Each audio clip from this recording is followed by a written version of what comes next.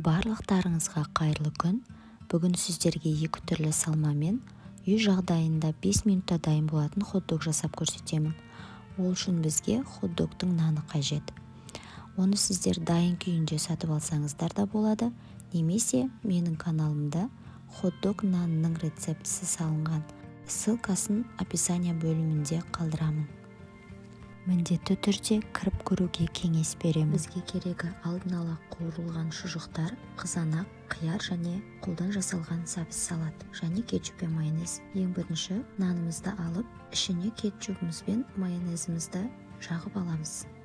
Енді қуырылған шұжығымызды нанымыздың ортасына салып, әрі қарай сәбіз салатымызды салатын боламыз. Міне, біздің бірінші хот-догымыздың түрі дайын.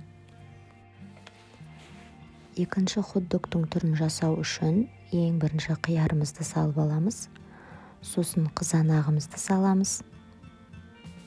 Кейіннен барып ортасына қуырылған шұжықтарымызды орналастырамыз.